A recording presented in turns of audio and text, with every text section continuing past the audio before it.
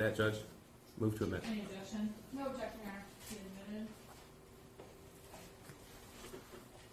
Now, you have testified that a trigger lock statement is given as well. Yes. Okay, this is Exhibit 38. We also have a stipulation to this. Is this the trigger lock statement that is provided to a purchaser of a handgun? Yes. And what does this state? It just states that the gun comes with that we provided the trigger lock Okay. or the case lock for the firearm. And you have already testified that it is your store policy to provide one of those to every purchaser. Yes. Okay. And when you provide it, is it encased in anything? The lock, Yes. it's in the gun case. Okay, but is it itself in a plastic baggie? Yes. Okay.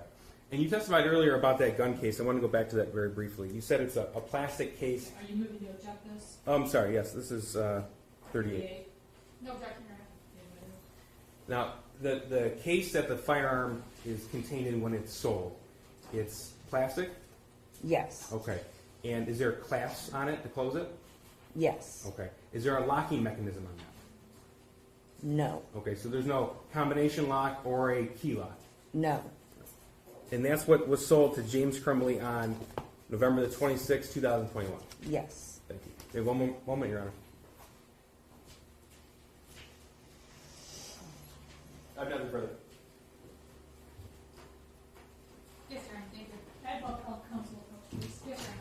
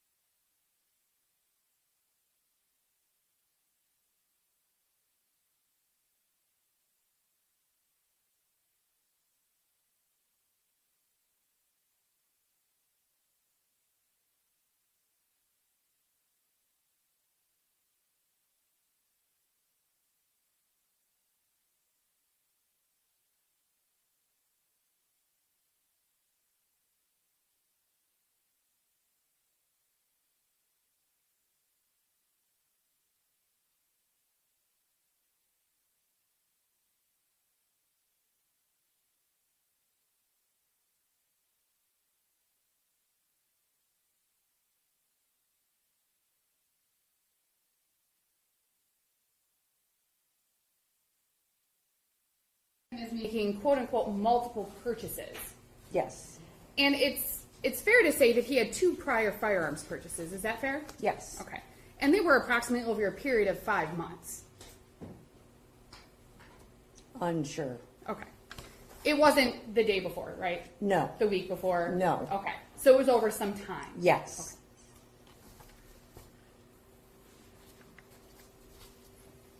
And he told you that he'd been in the store previously and looked at other handguns. Is that fair? Yes. And he said that he knew which gun he wanted because of his prior visits. Do you recall that conversation? No. You do recall, however, that he was very clear that he wanted the one handgun based on his prior visits to the store. Yes. And he purchased the handgun that he asked for. Is that fair? Yes. And you spoke with law enforcement after Mr. Crumbley purchased the gun. After November 30th of 2021. Law enforcement as of The ATF, the Yes. police, somebody. Okay. yes. And you recall telling them that you didn't have any reason to believe that Mr. Crumbley was purchasing that firearm for anybody else. Is that fair? Yes. There were no statements made that he was purchasing it for somebody else, right? No. The individual he was standing with didn't say, that's the one I want, right? No. He didn't say, this is the one you want, right? Correct. In fact, had those things occurred, you couldn't have sold the firearm. Is that fair? Yes.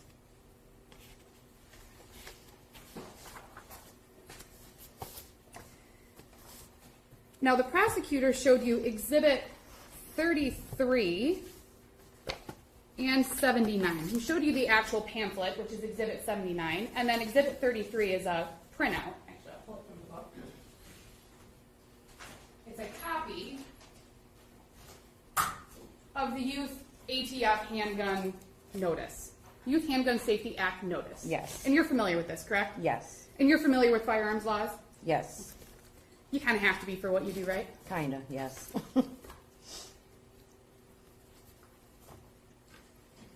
So you know that in this notice, it says that it's unlawful for a minor to possess a handgun overall. Is that fair? Correct. But there are exceptions, correct? No.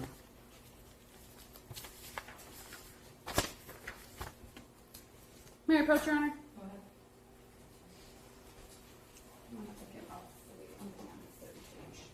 Third page? Yes.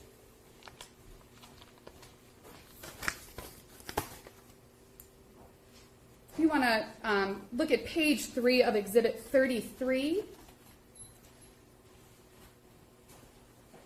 There's the heading 18 USC 922 parenthesis X and parenthesis. Do you see that? It's like right in the middle. Oh, yes, yes. And if you look at X1, it says it's unlawful for a person to sell, deliver, or otherwise transfer to a person who the transferor knows or has reasonable cause to believe is a juvenile. It goes through handgun, ammunition. Is that correct? Yes. Okay. And then you look down at subsection 2, and it says it's unlawful for any person who is a juvenile to knowingly possess a handgun, ammunition, all those things. Is that right? Yes. And then you get to subsection 3. And subsection 3 says this subsection does not apply to, and it lists a few areas that it doesn't apply. Is that right? I'm not following you on Okay, this. we'll start with A, which is right below 3. It's in that middle section. Do you see where I'm looking? I'll point on my copy. Okay, Subsection 3A says a temporary transfer of a handgun or ammunition to a juvenile or to the possession or use of a handgun or ammunition by a juvenile, and then it lists a few conditions under which that temporary transfer or possession may occur. Is that right? yes. Okay. And if you go down to, and it's kind of hard to read on the copy, I think, but the next little subsection is subsection I. It's a lowercase I. Okay, And toward the end of that subsection I, it lists target practice or a course of instruction in the safe and lawful use of a handgun. Is that accurate? yes. So under federal law, it is not illegal for a minor to temporarily possess a handgun. Is that fair? Under certain conditions. Yes. Okay.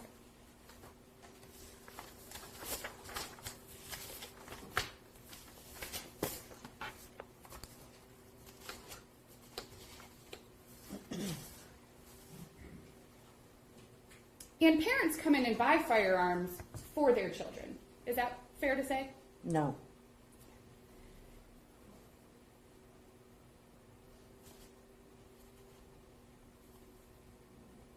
So a minor cannot register a handgun. Is that fair? Yes. And to your knowledge, Mr. Crumbley did not transfer title or possession to that handgun to a minor. Is that fair? It's speculation, Judge. You can only testify to the actual transaction on November the 26th. I asked to her knowledge. She can testify as to what her knowledge is. Go ahead. I'm sorry. To your knowledge, Mr. Crumbley did not transfer possession or registration of that handgun to a minor. Is that fair? As far as you're aware. No.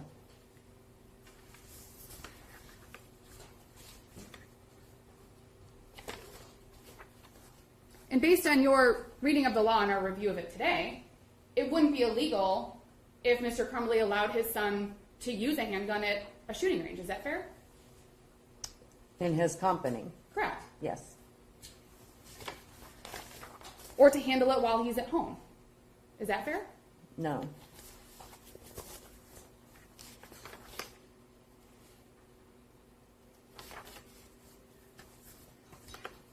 I'm assuming you're also familiar with Michigan laws as they relate to handguns? Not all, no. Just mostly federal? Some, It was going to be specifically that Michigan laws are similar to federal laws as they relate to temporary possession for under certain conditions. But you're saying you don't know about that? no, that's not what I'm saying. So when the prosecutor shows you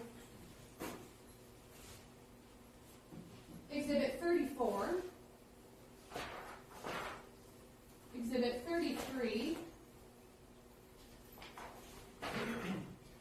and Exhibit 35, about not buying a gun for anybody else, not transferring possession to anybody else, not giving handguns to minors. So long as a minor has a handgun or uses a handgun within the conditions prescribed by federal law, it's not illegal, is it?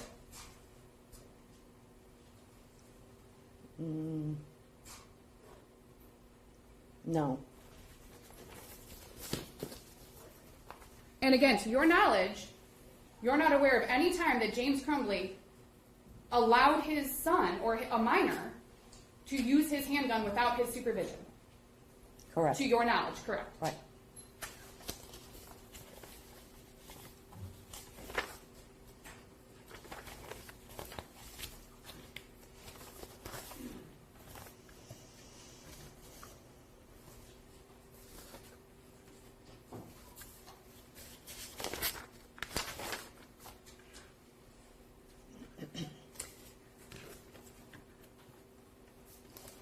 One moment, Your Honor.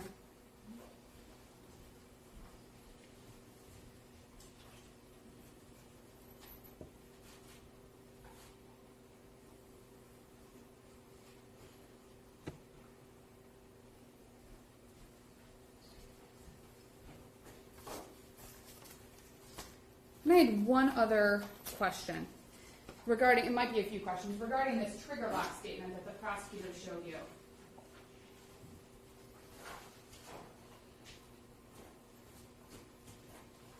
Actually, we're going to go a little farther. Exhibit 36, I will clean this up for you guys. Exhibit 36 is the receipt for purchase, correct? Yes. That James Crumbley was purchasing the firearm. Yes. And then this is the pistol purchase record, correct? Yes. And this is typically what an individual would take to register their firearm. Is that fair? Yes. And it has to be done within so many days, right? Correct. And to your knowledge, that was done. Is that fair? Yes.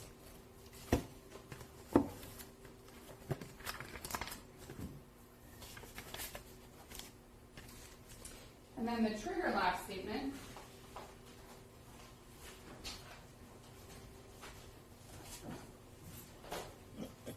This is simply a statement that indicates that the trigger lock was provided with the handgun. Is that fair?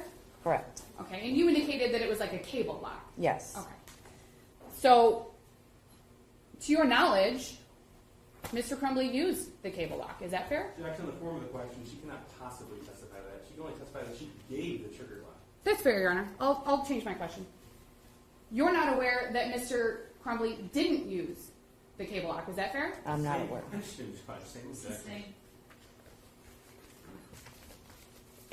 I have no further questions, Your Honor. Any questions about the other Jennifer Crumbley? No, Your Honor, thank you. Any of you, Rod? Just very briefly.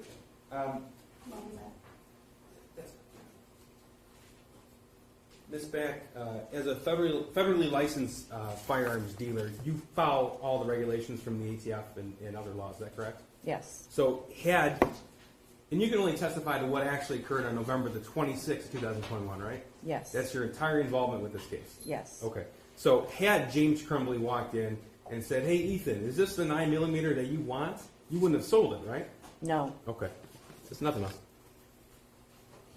You may step down. Thank you. Prosecutor, play the next witness. Your Honor, can you call Sean Hopkins, please, stand?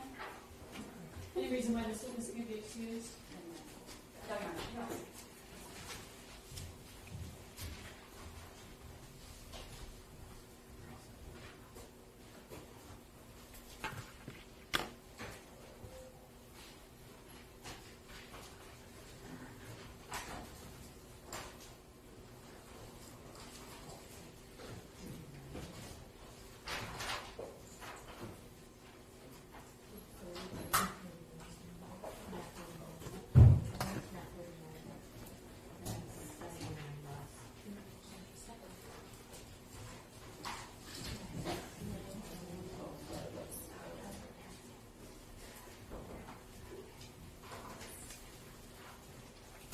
Sir, could you please raise your right hand for me?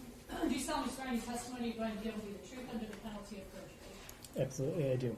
If you please have a seat. I'm gonna ask you to state and spell both your first and last name for the court recorder, please. Would you like me to take my mask off? If you feel comfortable, you can take your mask off. My name is Sean Hopkins, ShawnHopkins. Okay, you'll notice there's a few microphones sitting there. I'm going to ask you to make sure you keep your voice up and that you speak loudly and clearly, because we are, in addition to amplifying your voice, we are required to record all court proceedings. We will be required to respond verbally to any question. A shake of the head or or are not acceptable, okay? Understood. Okay, thank you. If you can, just scoot up a little bit closer to those mics. May I proceed? Good afternoon, Mr. Hopkins. Good afternoon. If I ask you a question you don't understand, just let me know, or if you'd like me to repeat it, just let me know. Okay. Okay, can you tell the court what your occupation is? I am a counselor And where do you work? at Oxford High School How long have you worked at Oxford High School? since 2015. Can you tell the court what you did prior to that? I was a youth pastor. And how long did you serve as a youth pastor? I was hired in 2009. And can you tell the court about your education? I have a master's in counseling through Oakland University. I graduated in 2015. I have an undergrad from Spring Arbor University 2009, major in youth ministry, minor in psychology. Okay, so you started at Oxford High School, and your current role right now is counselor. Correct. Did you ever serve in any other capacity in Oxford High School? I was an intern in the 2014-2015 school year. In the 2015-2016 school year, I was the international student counselor before taking over a general caseload. Okay, when you say a general caseload, what does that include? What are your duties? I have averaged 400 students. I work with them on transitioning into high school, post-secondary transition, scheduling, social emotional well-being. It's a myriad of different roles. Okay, when you say scheduling, what does that include?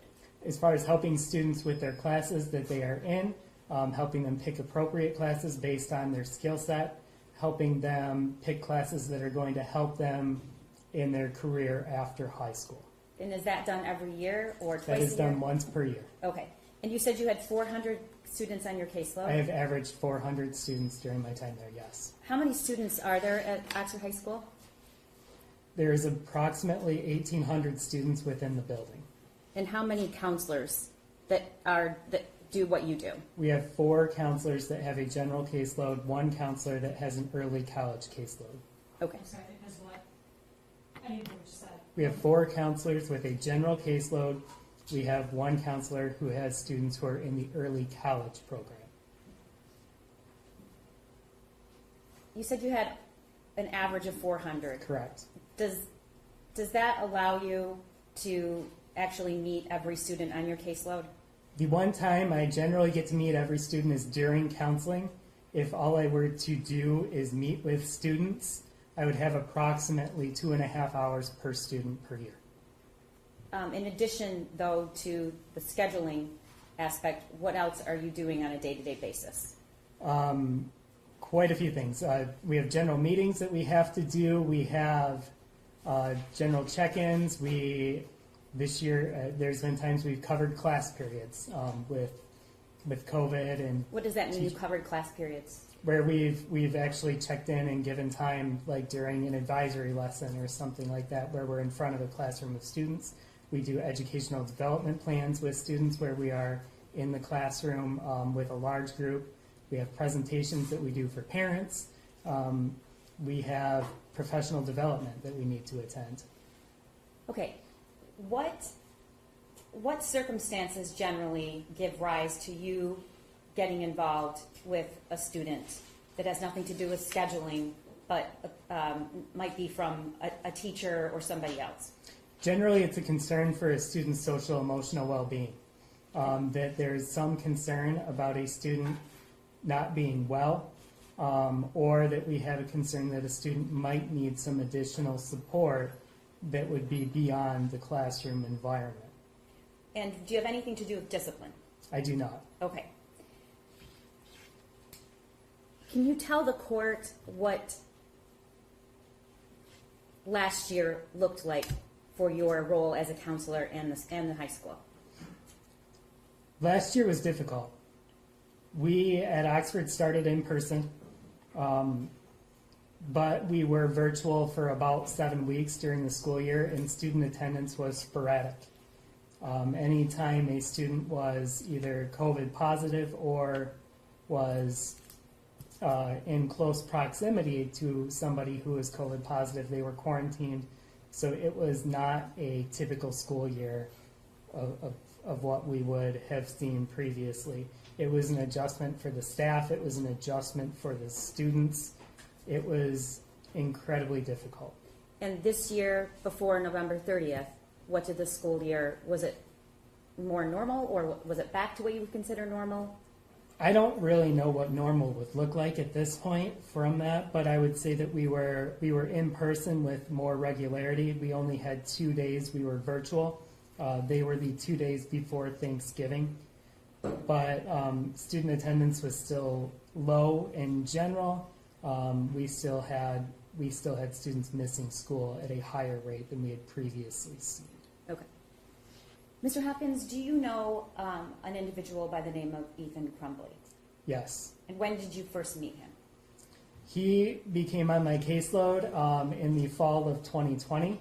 The only memory I have of meeting him during his freshman year would have been when we did scheduling, and I do not remember that meeting specifically because we did them via Zoom. So I had approximately 3 grades worth of Zoom meetings with students in a 3-week period.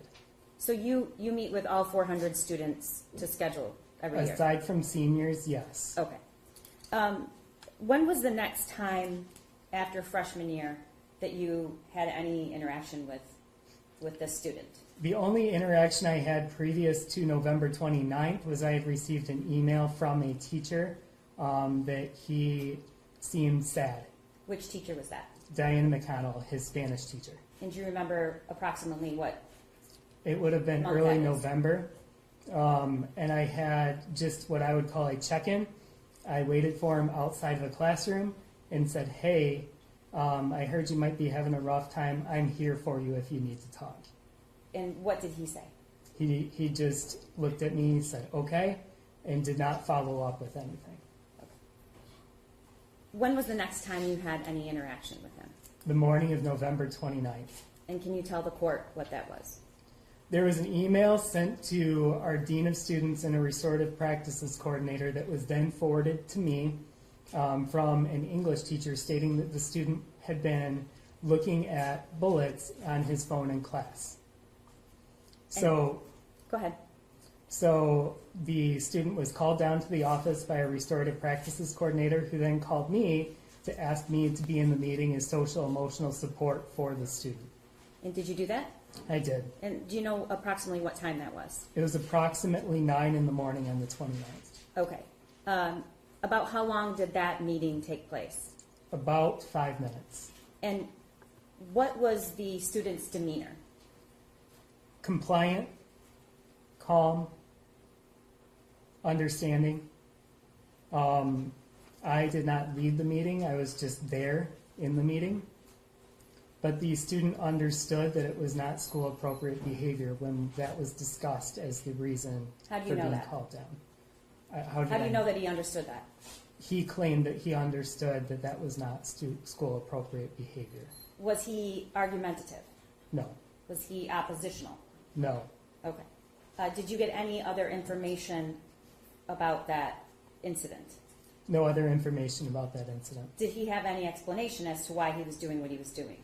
He did. He stated that the previous weekend, Mom and him went to a gun range and went shooting, that it was a hobby that they participated in, and he was researching regarding that hobby. Okay. Before you attended that meeting, did you have any knowledge about his prior history with attendance, grades, behavior? His attendance was good. He had missed 1 day of school during sophomore year.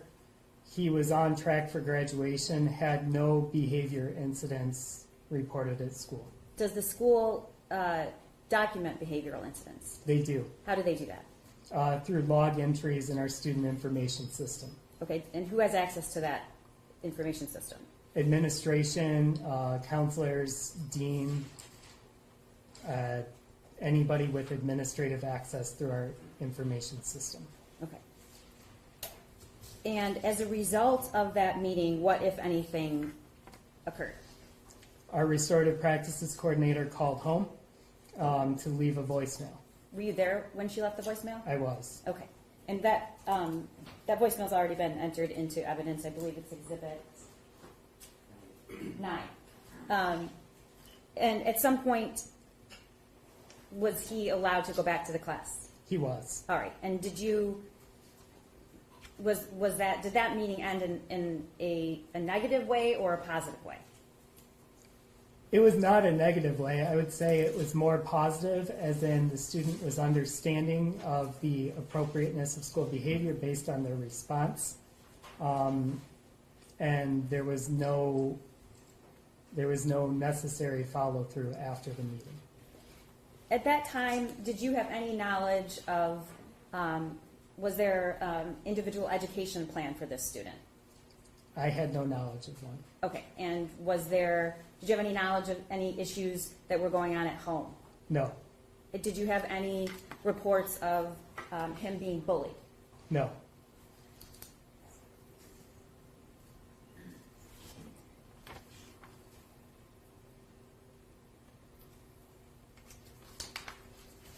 When was the next time you had any interaction with this student? The morning of November 30th. And how did that occur? I had received an email from a co-teacher in that English class stating that he was looking at a video on his phone. The video was of some sort of shooting. It was said in the email that it was not an actual event. When I met with the student, it was described as a video game. Okay, we'll get there in a moment. About what time was that email? That email was sent to me at 8:30. I saw it at 8:50. Okay, and anything else occur after that? Yes. Around the same time, the student had switched classes and was in his math class. That was when there was drawings done on his math assignment. When was the first time that you were alerted to this math assignment? Our dean of students came to my office around 9 a.m. To let me know that he had received a picture. Actually, had been shown a picture of a math assignment. And did you see it at that time? I had not seen the assignment at that time. Okay, what, if anything, did you do next? I went to the classroom to get him out of the classroom to have a meeting with him. And when you greeted him, how would you describe his demeanor? I didn't see much of a demeanor at the time. He Okay. was sitting in the front row of the classroom, so I just said, hey, we need to talk. Okay, and what did you do after that? I was standing with him. He stood up and followed me out of the class. I had grabbed the math assignment off his desk. Okay, and you took him back to your office? Back to my office, where Okay. the dean of students was waiting. All right, and tell the court what happened in that meeting. We had a conversation regarding initially the email that I had received about the video. So when you're talking about we had a conversation, you're talking about you and Crumbley? Correct. So I had a conversation about the video to ask what it was, because the email was not overly descriptive as to what it was. And that's when he told me that it was of a video game. I never saw the video, so I had a description of it being a video game per the student and not an actual event per the teacher who had referred it. Okay, so at the time that you brought the student into the room and had the meeting with him, you knew about the email and you had heard about this math assignment. Correct. And you had it in your hand. Correct. What was the purpose of bringing him into the office? Was it a violation of a school code? What was your role and why did you meet with him? At the time, I did not know whether there was a violation of a school code or not, based on having not observed the drawing at the time. I did have concern about the student because it was It was a couple of messages in a couple of days, and the purpose of the meeting was to find out what our next steps would be. And when you said you had concern, what was your concern? My concern was that I wanted to make sure he was okay. Okay. So what happened after he sat down? What did you tell him he was there for? That we had to discuss an email I had received, and also we had to discuss his math assignment. Okay. And how did that go? At first, he was very similar to how he had been the previous day, compliant and understanding. With the email, he regarded it as a video game, stated that he had an interest in designing video games after high school. Then I put the math assignment in between the two of us. He sat across from me at my desk, and I said, I would like to go over some of this. He said that it was a video game drawing that he had done in relation to the pictures that were on the assignment. At that time, there were two versions of that math assignment. Correct. Okay. Which version did you have? I had the hard copy version, which had been doctored. Okay. And that's exhibits. Had been doctor? Had Yeah, been I'm going to show it, Your Honor. That's exhibit 78.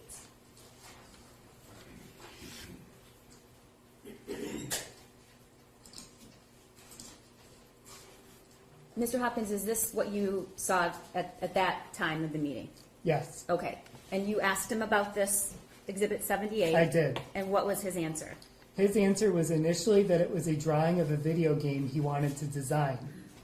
I then asked him to explain some of the words that had been written on the drawing. Like what?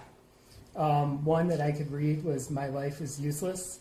And so I wanted to ask, what does this mean? This does not sound like a video game. Okay. And what did he say? His demeanor then changed. He became sad. And when you say he became sad, what did that look like? Why do you think he was sad? He started pausing more in his speech. He then described some things that had happened recently in his life. What were those things? He talked about how a family dog had died. He talked about that he had lost a grandparent, that COVID had been incredibly difficult for him, that being out of school the previous year had been difficult for those virtual days. He talked about a friend who had left, that wasn't able to attend school anymore, had moved. And he talked about an argument about grades a previous night with parents, With what? with his parents. Okay. What did you do next? At that point, I determined that there was enough suicidal ideation based on his sadness and based on some of the words he had written on there that I called Mom. When did you see the other version of this worksheet, the original, which is Exhibit 7? Can you put that up on the screen? The original was forwarded to me in an email, and I saw it approximately 20 minutes later, Okay. Was it Later? after seeing the original. before you called parents or after? I don't remember. Okay. Let's talk. You said you were concerned about suicide ideation. I was. Okay. Can you tell the court what you consider and what you've learned in your field is suicide ideation? Suicidal ideation are thoughts, patterns, behaviors, feelings associated with suicide. Sadness, depression, negative self-talk, all of those themes that we see associated with suicide. Is that the same thing as active? It is not. Actively suicidal. What It is is the not. difference? Actively suicidal would contain a plan, a method, a date, action statements, something that he could take action on. And how do you determine if it's ideation versus being actively suicidal?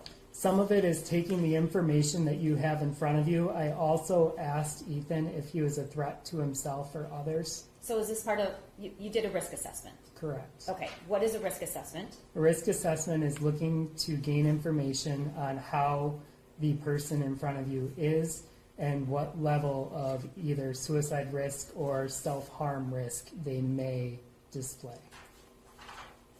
How, I know this social emotional duty is part of your job, but how often are you encountering a student that is either has suicidal ideation or actively suicidal? As it has become much more frequent, especially in the past year. This year on my caseload, I've had 3 students make attempts. You've had what? I've had 3 students make attempts. Okay. And did that occur, did you speak with, did this, Emily, similar assessments with those students, or you found out after? It's been different for each one. One I did have a very similar assessment. Okay. Sir, can you do me a favor, move a little bit closer? Your voice is kind of trailing at the end, so I'm missing. It does trail at the end. All right.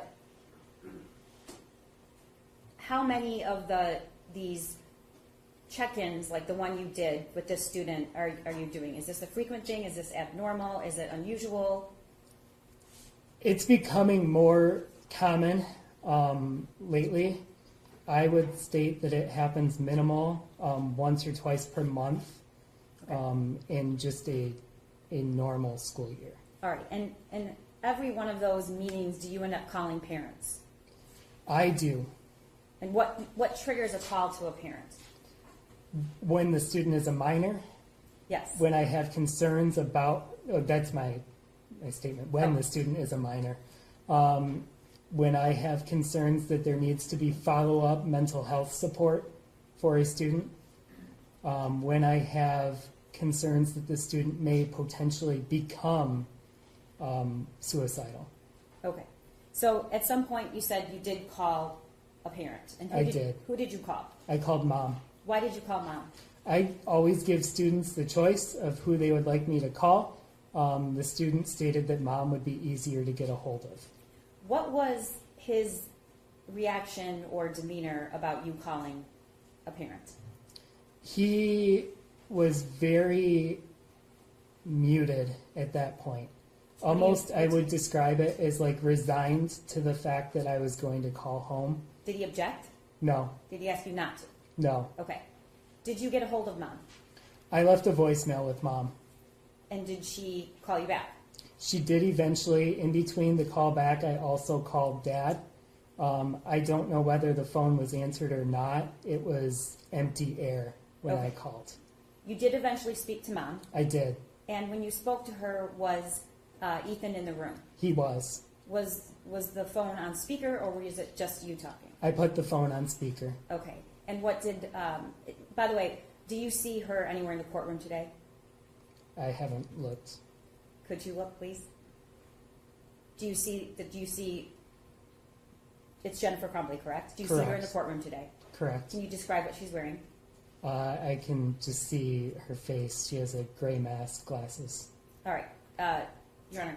You might have to step aside a little bit. Can you describe an article of clothing that she's wearing? Can I stand? Sure. Gray stripes with white stripes on the shirt. May the record reflect he's properly identified. Okay, thank you. What did Jennifer Crumbley say on speakerphone? She wanted to talk to Ethan and ask what was going on. He gave a response of, I don't know, was kind of his response. What did you tell mom? I stated that I was concerned about Ethan based on some of the time I'd had speaking with him and based on the assignment and information I had. I then sent a photo of exhibit, is it 78? The second version? The second, Yes. the second version to mom. Okay. And did mom eventually have exhibit 7? Yes, that was forwarded in an email. Okay. And what did you ask mom to do, if anything? I asked her to please come to the school. And what did she say? She stated that she was at work and that she would try and get in touch with the dad. Okay. And then what was your response? I stated that I had tried calling dad and was unable to get a hold of him. And what happened next? We ended the phone call with her attempting to get a hold of dad. And eventually, did you have another conversation with I Jennifer did. Crumbley? I did. She called one more time to state that she was also unable to get a hold of dad, that she would be there, but it would be approximately a half hour. Okay. So, was it your impression that she wanted dad to come because she couldn't come, or that she wanted both of them to come? What did she say? My impression was that she was hoping that dad would be able to come because she wouldn't be able to come. Okay. But eventually, she said she was coming. Correct. Okay. And who eventually showed up at the school? Both mom and dad. How long approximately did that take? Do you know what time that they? That they arrived? Yes. It was, I believe, around 10:30. Okay. So you, in the meantime, where was Ethan? He was with me. I didn't want to leave him alone. Okay. What were you doing? We had further conversations about some plans for him after high school. Typically, when a student is waiting for parents to arrive, it's a nerve-wracking time for the student, and I don't want them to be focused on that moment if I can help it. Backing up just a little bit about the risk assessment. When did you conduct that with Ethan? It was prior to calling mom. And what kinds of things did you ask him? I asked him if he was a threat to himself or others. And his statement back to me was, I can see why this looks bad. I'm not going to do anything. I then asked him to describe some of the words and pictures that he had written on the sheets. And what did he say? He stated that the pictures were a video game, but when I asked him to go deeper into the words, he continued to display the sadness that we had discussed earlier of the friend not being able to attend school, dog dying, a grandparent dying. Did you, when he said, I can see how this looks bad, I'm not going to do anything, did you stop there or did you ask him any more questions? I asked him specific questions about what he had written. I did Okay. not ask any further questions about a plan Okay. And why not? because he stated that he was not a threat to himself or others. Okay. When mom and dad arrived, let's back up. How many times approximately a year do you have a situation where you're concerned about a student's mental health and their safety and you call parents in? 12 to 15 per year. Okay. And can you tell the court what happened when they arrived? Did you go get them or did somebody else? I went to go get them in the counseling office lobby. And who else was in that meeting? The student was in that meeting, and then I also texted our dean to return for that meeting. Okay, so who arrived first, the dean or the parents? The parents. Okay. And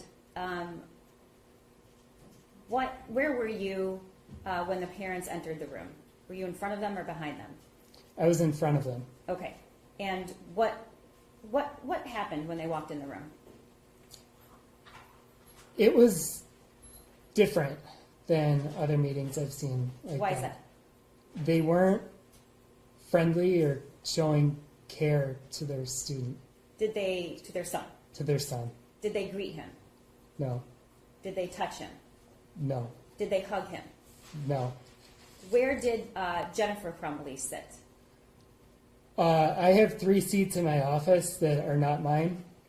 2 directly across from me and 1 that's more off to the side. So you're at a desk? I'm at a desk. You're behind the desk and there's 2 There chairs would be in front? 2 seats across from me and then 1 that would not be far from where our judge is sitting. So about how many feet? I would say about 7 feet from me Okay. Where did Jennifer Crumbley sit? in the seat further away, And where did James Crumbley sit? next to Ethan. And what happened next? I described why I was concerned about Ethan. That he had stated that he was not a threat to himself, but I had concerns about suicidal ideation, and I had concerns about his well-being. I provided a list of resources. Well, let's back up for a second. Did Jennifer or James ask any questions about what suicide ideation is? Not to my memory. Okay. Did they ask any questions at all before you talked about any mental health services? Not to my memory. Okay. Did you ask them for any input, or did you ask them any questions? Not at that point. Okay. So what happened? So I provided a list of resources of mental health supports and stated that though Ethan doesn't, though he states he's not a threat, that I am concerned about his well-being and that I am concerned that he needs somebody to talk to for mental health support. And did you tell either one of them when that should occur? I said as soon as possible, today if possible. And what was the response? That today was not an option because they had to return to work. My response Just was... slow down for a second. Did both of them say that? Did one of them say that? Mom said that. Okay. And her exact words were what? Today is not possible. We have to return to work. And what did James Crumbley say? I don't remember anything being said by him about it. Did he say that he had to return to work? Objection, Your Honor. The witness stated he doesn't know what James said. Well, I'll rephrase. With regard to not being able to take Ethan that day, did James Crumbley ever say anything or object to what Jennifer Crumbley said? He did not object to anything that Mom said. Okay. And so, has that ever happened before? Objection. Relevance. It's relevancy. The relevancy is I have to show that defendants were grossly negligent and did not have ordinary care or apply ordinary care. And whether or not this professional who has at least 12 to 13 meetings a year like this and asks parents to take this child, their son, for treatment or take them home, I think it's absolutely reasonable because my standard is an ordinary care. Overruled. Go ahead. In any of your meetings, when you call parents because you have that kind of concern, have you ever had anybody say no? I have never had parents arrive to the school and not take their student home. If you tell them they need to. Correct. Okay. So what did you do? I was a little bit taken aback by that. When parents stated that they could not take their student home that day, my statement was, I want him seen within 48 hours. I'll be following up. Okay.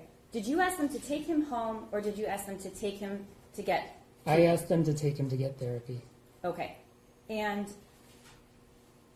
what was the response when you said follow up, you were going to follow up and it needed to happen in 48 hours? I would describe it as compliant of, okay, I didn't have a reason to believe it wouldn't happen. I didn't feel 100% confident that it would happen. And what was your primary concern at that moment? My primary concern was that Ethan would not be alone. And why didn't you want him to be alone? Because suicidal ideation, I don't want a student left alone. Okay. Did the demeanor or lack of conversation or interaction with him by James and Jennifer, did it seem to have any impact on him? Not different than I had seen previously with a generalized sadness. I would describe that was how he stayed throughout most of the meeting. His demeanor did not shift. Okay.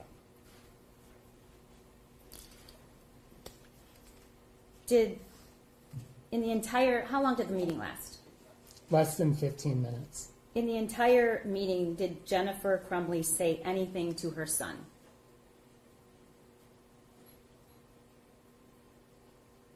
I don't remember her saying anything to her son.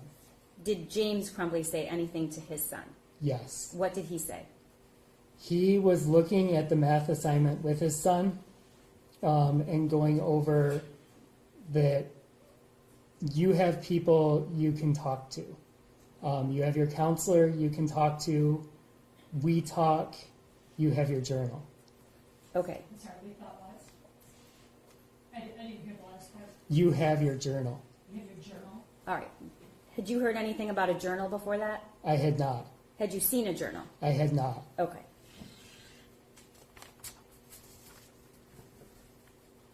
What was the last thing? How did the meeting end? Abruptly. I was asked by Mom, are we done?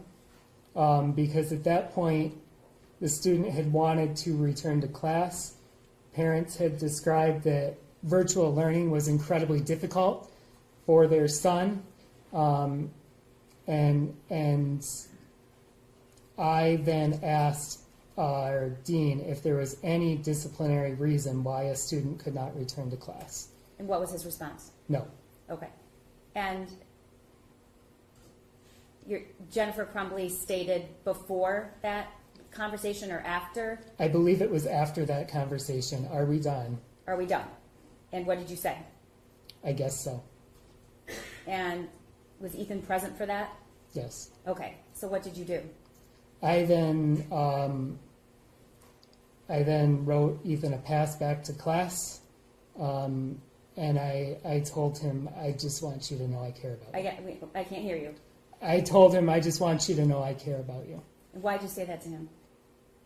Because I care about my students, and I cared about him in that moment particularly because I thought it was a really rough situation to be showing signs of needing help, of needing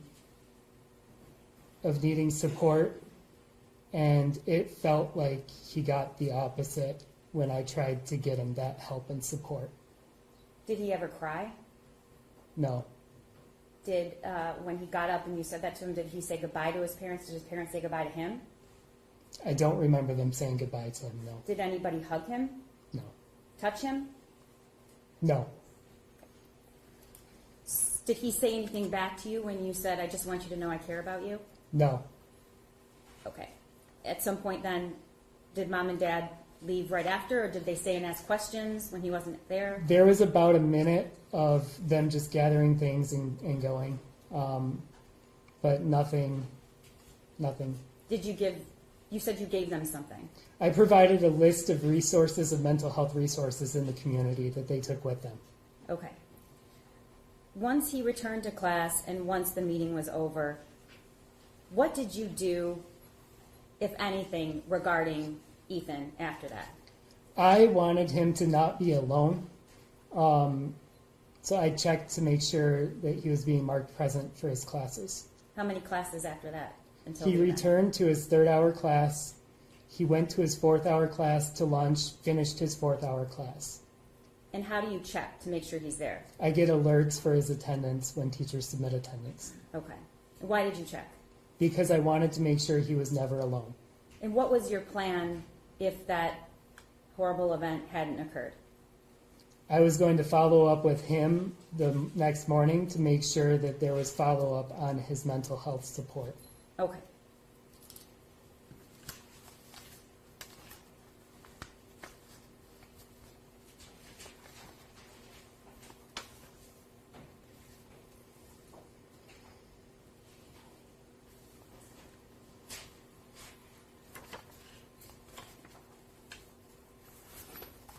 One moment, Erin.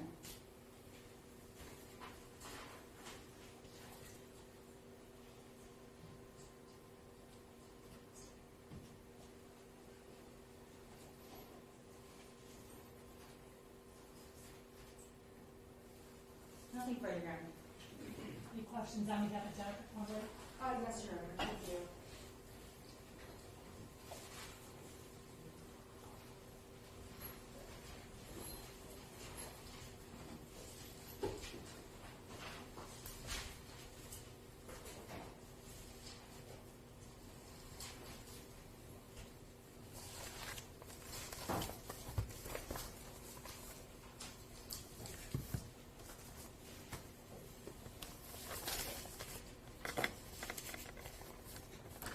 Good afternoon.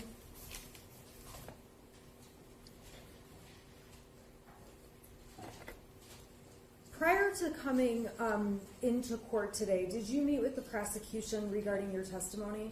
Yes. Were you instructed on certain things you were not to talk about? No. Were you told to avoid any topics? No. Were you told any answers that were important for you to give? No.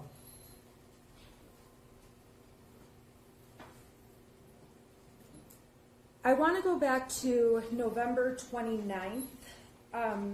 That was the day before the school shooting. On that day, you said you received notice from an English teacher that Ethan was looking at bullets in class. Is that correct? I was forwarded an email about that. And that email was from who? That email was from Jacqueline Kubina. So Jacqueline Kubina told you that Ethan was looking at bullets in class, correct? The email stated that, yes. And with that, you spoke with Ethan about the bullets? I was present for the meeting, yes. Okay, and that meeting included who?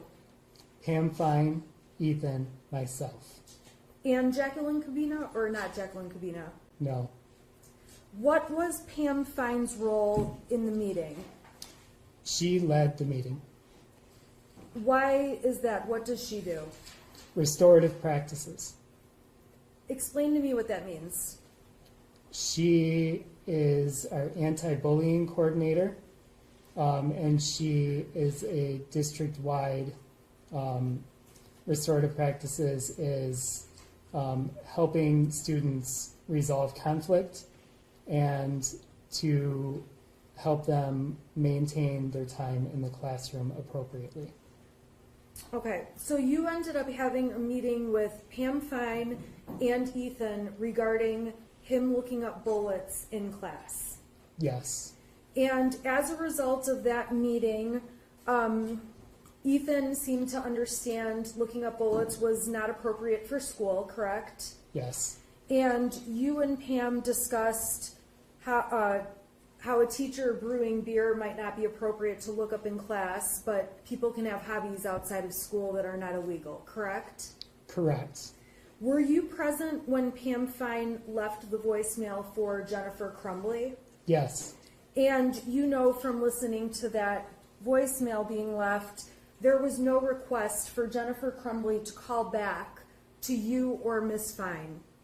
I have not listened to the voicemail since that day. What, as far as your recollection, can you tell us what you remember about that? The voicemail? Yes. That she left a voicemail wanting to check in on what had happened with Jennifer Crumbley. As far as you understood, did the voicemail request a call back from Jennifer Crumbley or not? I do not know whether it did or not. If it did not, I would not find that unusual Why is that? because it was not a discipline issue.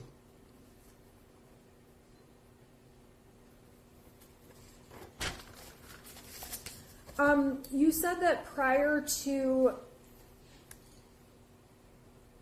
November 29th and 30th, Ethan had good attendance, correct?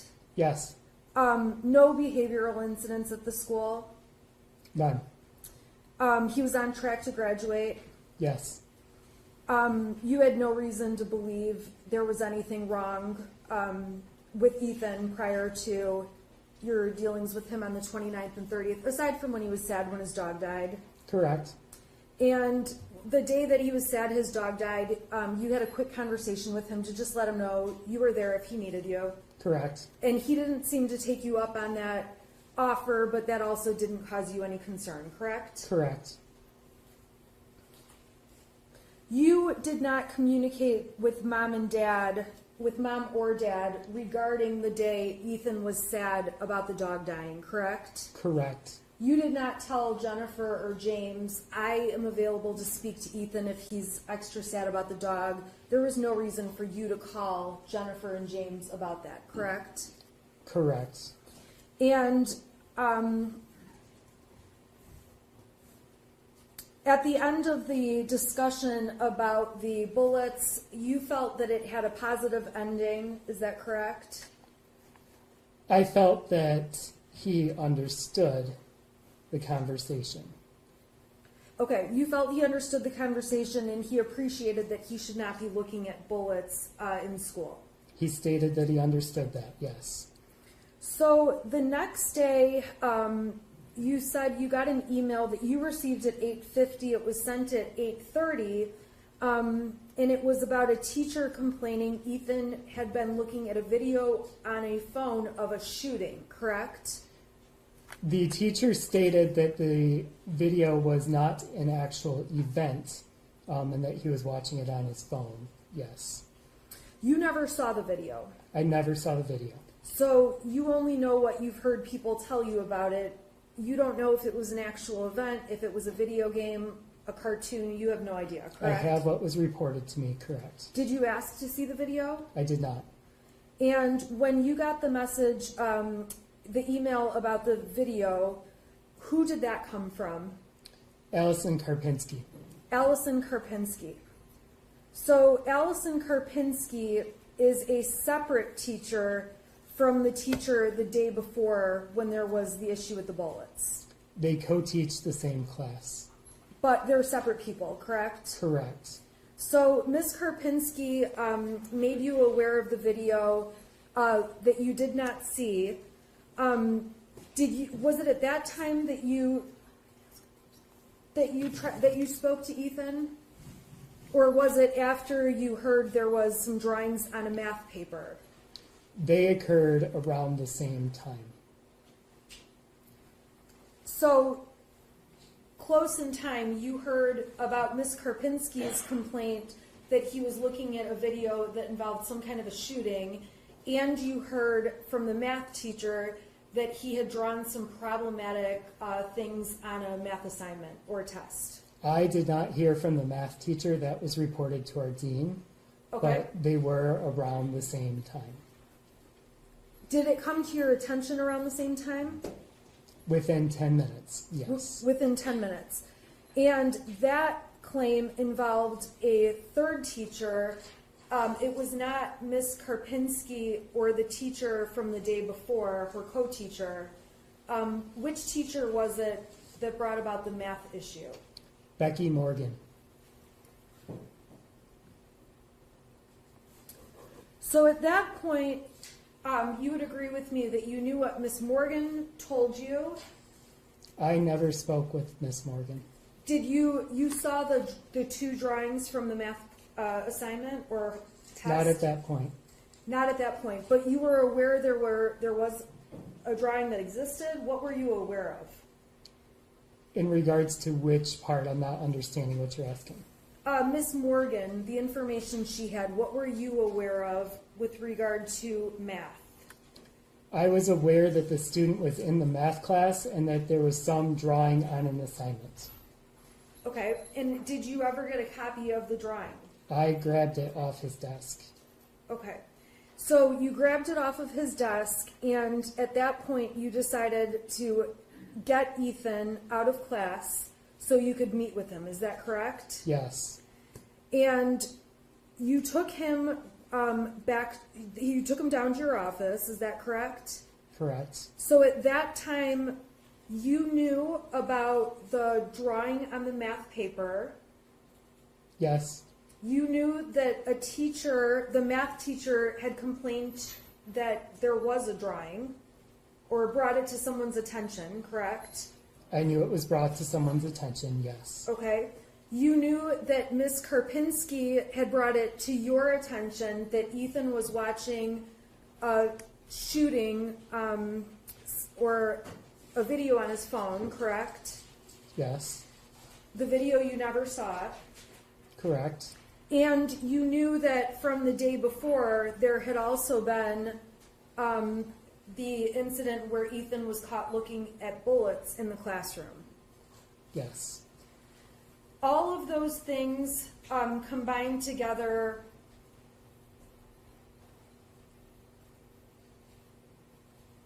you were obviously concerned about Ethan and wanted to speak with him, correct? Yes. So when you took Ethan to back down or to your office, you testified that you didn't know if there was a discipline issue. Can you explain that? The items on the surface do not necessitate discipline.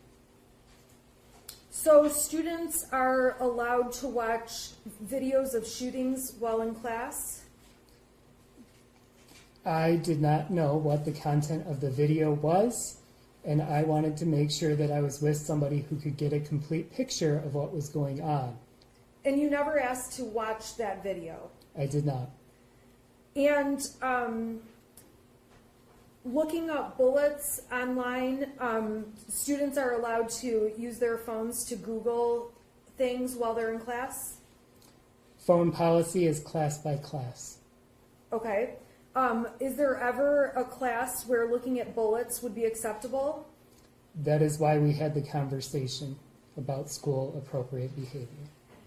So the following day, when the video popped up in the math paper, you still did not know if there was a discipline issue for you to consider?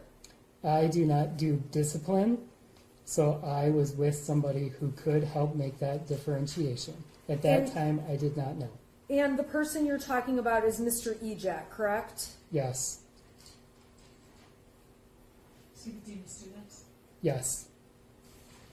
Now, at this point,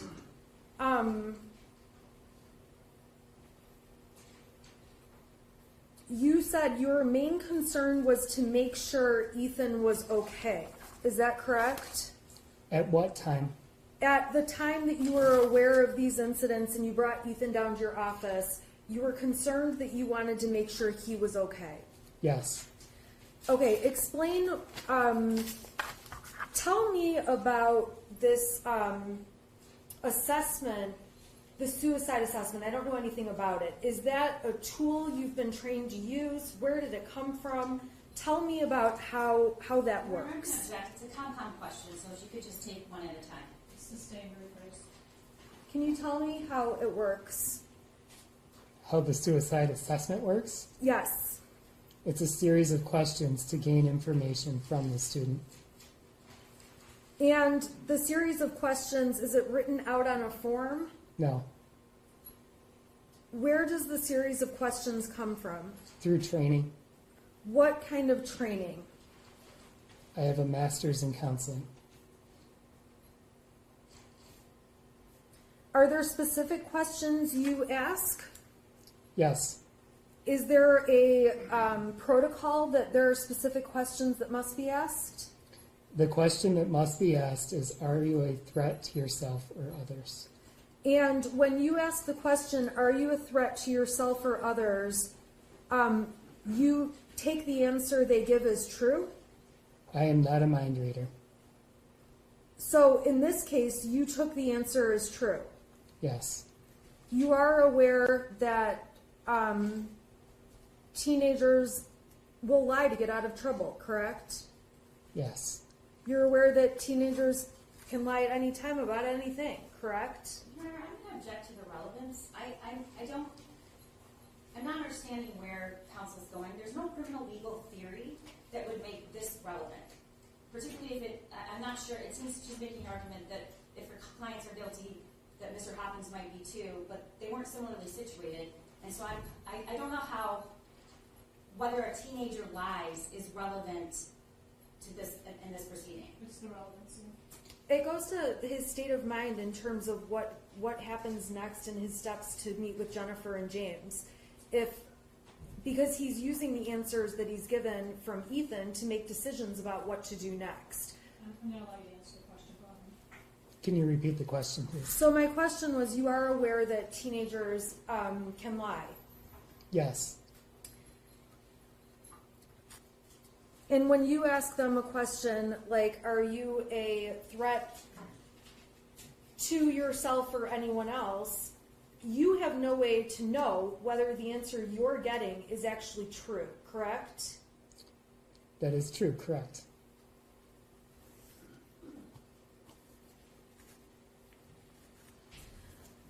when you reviewed the math paperwork, you saw concerning material on there, such as the thoughts won't stop, the world is dead, my life is useless, correct? Yes.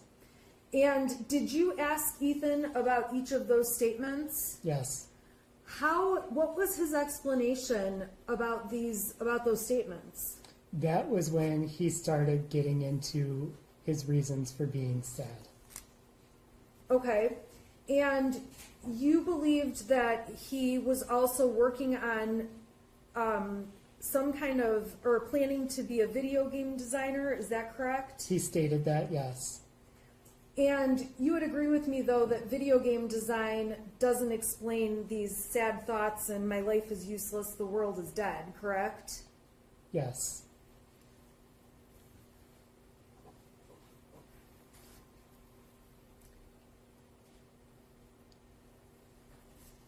You ended up calling over to Mom first to ask that Mom or Dad come up and meet you at the school, correct? Yes. And Mom, you understand Mom works about an hour away from the school? Okay. Do you know that, or if you don't know that, that's okay? She stated that she worked in West Bloomfield. Okay. And are you aware that Dad was working locally as a DoorDash driver in the Lake Orion vicinity? I was not aware at that time. Okay. So Mom originally was going to send Dad, but in the end, both Mom and Dad ended up coming to the school, correct? Yes. And when Mom and Dad came into the school, you had a conversation with them about what we see here written on this math work, correct? Yes. And you talked to them about the video that Ethan was caught watching? Yes. And you told the parents that you had done an assessment to determine if he was a threat to himself or others, correct? I told the parent that I believed he was a threat to himself in spite of his statement. You believed he was a threat to himself despite his statement. Yes. And you say that Jennifer and James wanted to leave him in school. Isn't it true that you gave them the option to take him home? Absolutely not. I'm sorry, say that again? That I gave them the option? To stay in school or go home? I did not provide options. I provided the recommendation that he gets help as soon as possible today, if possible. Okay. If you thought it was inappropriate for Ethan to stay in school that day, you could have said he has to leave, correct? I could have stated that, correct. There are kids who get in trouble for things and get sent home, and they have to leave the school and go home, correct? When discipline is involved, correct. There are kids who vomit at school and have a temperature, and when that happens, they have to Your Honor, leave Your Honor, school. how is vomiting in school relevant to the gross negligence of Jennifer and James Crumbley? I'm showing that there's circumstances, and I'll certainly stipulate there's circumstances where kids circumstances go home from school sick. where this witness is testifying that he didn't give an option, he didn't have an option in that this child stayed in school. There absolutely had to have been an option because the school wouldn't let you stay if staying wasn't an option. I'll let you answer that one question, then you need to move on. Okay, so ultimately, you did not take a firm position. Ethan needs to go home from school. Correct. You did not go to Mr. Ejak, the dean of schools, and say, Ethan needs to go home from school, you make him go home, correct? Correct. When you spoke to Jennifer and James, they expressed parental concerns about COVID was rough, it was hard on his schedule. Ethan was a part of this conversation, is that correct? Yes. And you also didn't like or wouldn't like the idea of Ethan being alone at home, correct? Correct. So Ethan was allowed to stay in school, Yes. and he went back to class. Yes. And during this meeting that you had I should say prior to the meeting, or maybe during, you can let me know which it is, there was a point where Mr. Ejak went to Ethan's classroom to retrieve Ethan's backpack. Is that correct? Yes. And Mr. Ejak brought Ethan's backpack to Ethan in your office. Yes. And that backpack was something that Ethan was telling you he wanted because he wanted his chemistry work. Is that correct? Incorrect. How did Ethan explain why he wanted the bag? Ethan did not request the backpack. So was it your idea or Mr. Ejak's idea to go get the backpack? The backpack was not even a conversation at that point. The backpack was retrieved because classes were changing and we would not leave it in a class for new students. Okay, so you guys retrieved the backpack, brought it to the office to Ethan, correct? I did not retrieve the backpack, but it was brought back to the office, I'm sorry correct. about that. It was brought back to the office. Mr. Ejak retrieved it and brought it to your office. Yes.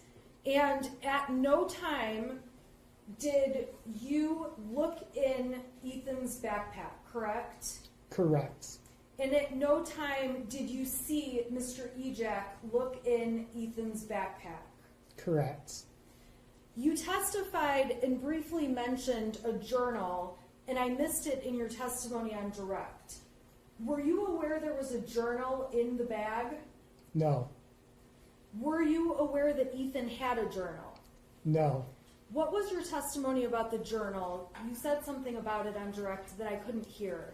Dad mentioned a journal as a place where Ethan could write.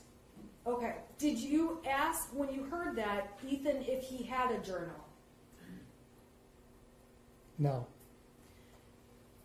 If Ethan uses a journal when he's upset or a place he can write, you would agree with me that looking at the journal would give you more information about whether Ethan was stable and able to stay in school or not. Yes. And you did not ask if you could see Ethan's journal, correct? Correct. And you're aware now that the firearm, that the gun was found in Ethan's bag at the time you were meeting with him. Are you aware of that? I am not aware of where the gun was. If the gun was in his bag and you had opened his bag, you would have seen a gun, correct? I don't know.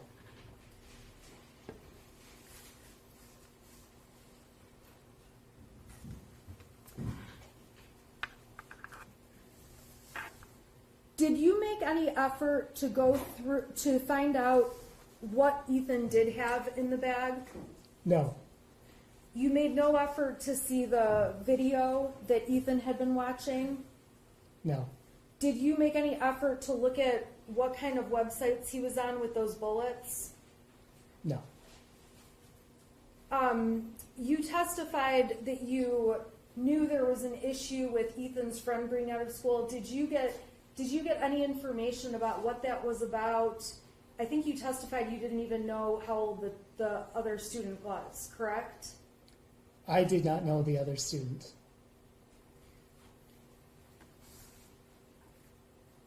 In terms of collecting information, we can agree there's a lot of information you did not ask about or collect. In regards to Ethan, Yes. there is information I did not know. Correct.